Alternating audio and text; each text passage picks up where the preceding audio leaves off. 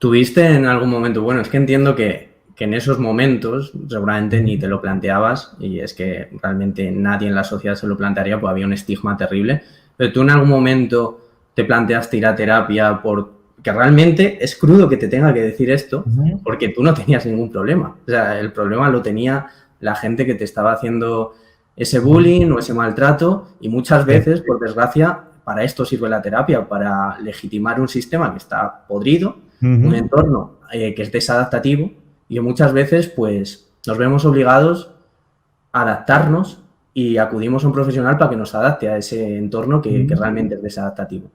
¿Tú en esos Pues momentos te sí. planteabas ir a terapia o...? No, mira, yo me planteé ir a terapia precisamente por las consecuencias que me dejó eso. Pero por las consecuencias, yo empecé a ir a terapia y lo primero que le dije a mi terapeuta, yo estuve 3 años trabajando con un terapeuta, al que además del que guardo un recuerdo precioso. Y me acuerdo que el primer día que llegué a su consulta le dije, vengo porque no siento nada. Porque de repente me he dado cuenta de que me había bloqueado tanto frente al enemigo exterior, me estaba defendiendo tanto constantemente que había perdido la capacidad de sentir. Yo estuve 3 años yendo a terapia, abrió el grifo, quiero decir, ahí empecé a sentir que a lo mejor podíamos haberlo modulado un poco, pero fue muy bien y fue precisamente por eso, para quitarme todas las barreras, todas las armaduras, todas la ropa antibalas que me había ido poniendo y que no sabía cómo quitarme yo solo. Entiendo que antes de todo eso, pues tuviste algunos vínculos en tu vida en los que te podías un poco aferrar o amparar. Uno de ellos entiendo que era la figura de tu abuelo, por lo menos eso parece Sí. en la serie. ¿Qué suponía para ti la figura de tu abuelo?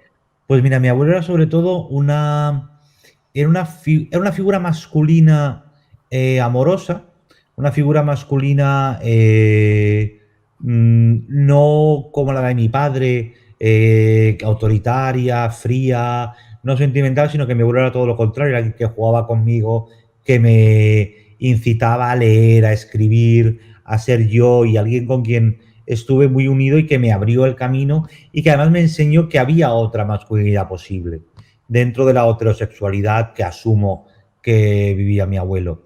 Entonces, para mí fue fundamental y es alguien que lo ha seguido siendo y de hecho yo cada vez que escribo, que publico algo, siempre me acuerdo de él porque gracias a él yo tuve acceso a eso, a su biblioteca y a sus ganas de seguir aprendiendo siempre, como Hmm, hizo él, de que yo hiciera lo mismo. hmm. Hablabas de tu padre. ¿Cómo fue la relación con tu padre? Pues fue bastante terrible. Fue una. Yo creo que además fue una relación de incomprensión mutua, pero donde ahí, por mucho que funcione la incomprensión mutua, nunca es equilibrado porque él tenía el poder. Entonces se ve una incomprensión, miedo por mi parte, supongo que vergüenza por parte de él y la imposibilidad de que nunca nos encontráramos. Mi padre murió hace unos años y nunca nos llegamos a reconciliar, pero supongo que no tenía sentido ya. Y por último, por hablar también de otro vínculo que aparece mucho en Maricón Perdido, que es tu madre. Con tu madre sí que me pueden quedar a mí más dudas y quizá la gente que lo vea de cómo era la relación, porque con tu abuelo se ve más o menos claro, con tu padre también se ve claro, pero con tu madre queda más esa incógnita. ¿Cómo era? Sí, era más complicada porque por un lado yo tenía la necesidad de agradar, de que Mm, me quisiera, pero al tiempo también tenía esa frustración constante de que nunca era la persona que yo sentía que ella quería que yo fuera. Entonces yo lo intenté hasta que lo dejé y me rendí, ¿no? Y hasta que pude retratarla del modo en el que la retrató Maricón Perdido, que es una forma de retratarla desde esa mirada que yo tenía de niño, de necesidad de valoración y de reconocimiento que nunca se dio. Sin rencor y sin venganza, simplemente también entendiendo que los dos estábamos en lugares donde nunca llegamos a coincidir, ¿no? mm. Y que probablemente muchos de mis miedos y muchas de mis neuras también vengan de ella, que en ese momento pues no pudo contarlas del modo en el que yo he tenido el privilegio de contar. Hmm. Y para ti, por culminar un poco con todo esto, que te saca un poco el tema de la terapia, te quería preguntar dos cosas. Lo primero, ¿cómo han sido esas experiencias en terapia? Me has dicho, has estado 3 años, pero por Sí. profundizar un poquito más ahí. Y también me interesa mucho cuál es tu concepción de los problemas psicológicos. Pues mira, mi experiencia con la terapia fue muy positiva, porque además encontré un terapeuta que supo pillarme el sentido del humor, la complicidad, y con el que trabajé muy bien. Además, justo cuando estamos en terapia, a mí me diagnosticaron la esclerosis, con lo cual él fue un gran apoyo para asumir el diagnóstico.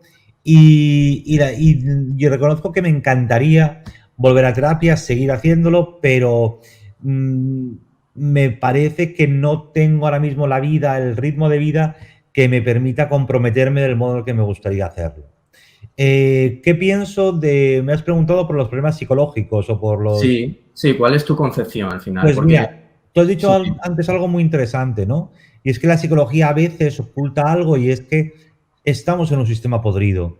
Con lo eso es. cual, cuando la psicología es cómplice de la podredumbre del sistema y simplemente se limita a obligarte a ti a poner la pasta, el esfuerzo, el compromiso para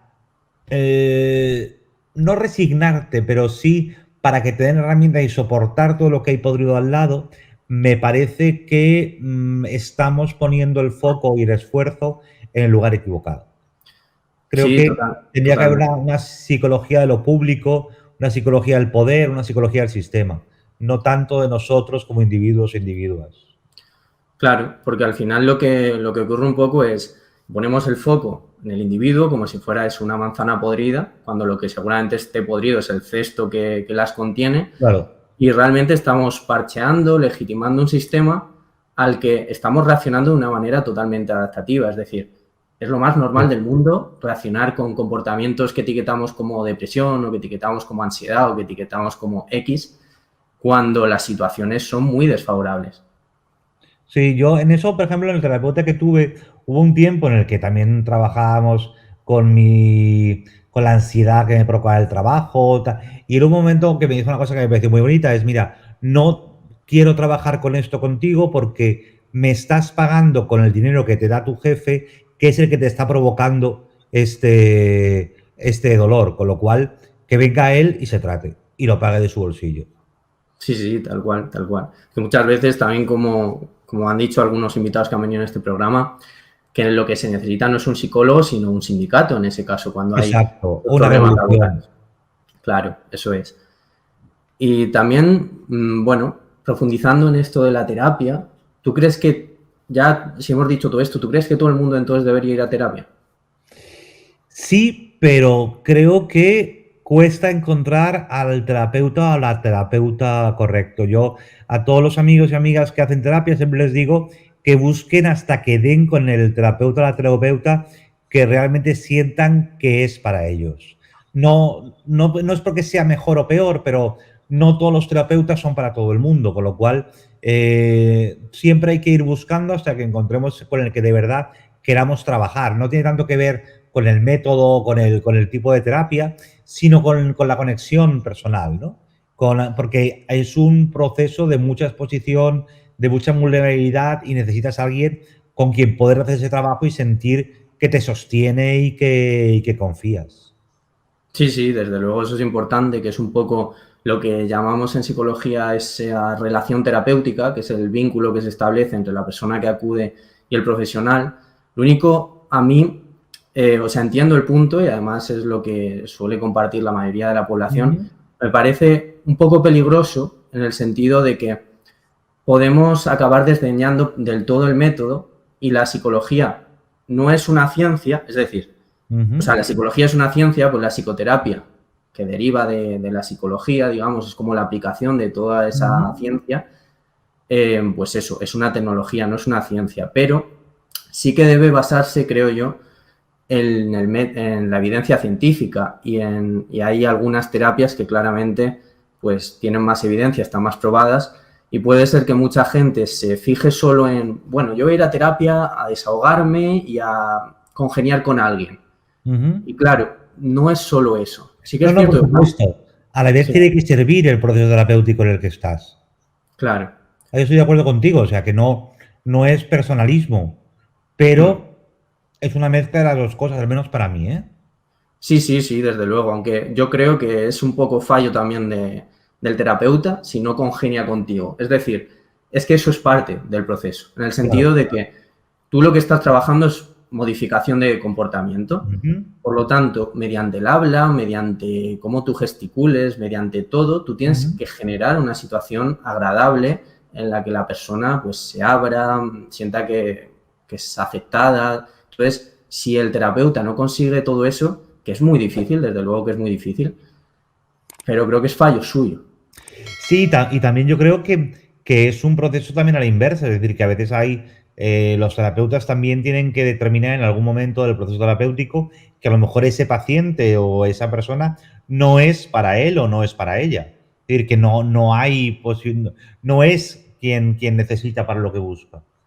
Sí, sí, habrá casos en los que el terapeuta te que decir, mira, antes de creer que, porque muchas veces lo que ocurre es que se dice, no, este es paciente resistente, cosas así, Ya. como si no se curase por algún problema interno que tuviera él. No, Ujú. no, a lo mejor no estás, pues bueno, haciendo bien tu trabajo o lo que sea, tendrás que derivar hacia otro profesional que sí que pueda hacer ese Claro, trabajo. pero a mí lo que me da miedo de esto, Marcos, y por eso siempre cuando le digo eso a los amigos, Sí, básicamente lo hago para decirles que empiezas un proceso terapéutico y no va bien, no es que la terapia no te sirva, es que ya, esa terapia o ese terapeuta no te ha servido, pero sigue buscando hasta que encuentres la que te sirve. ya. Hmm.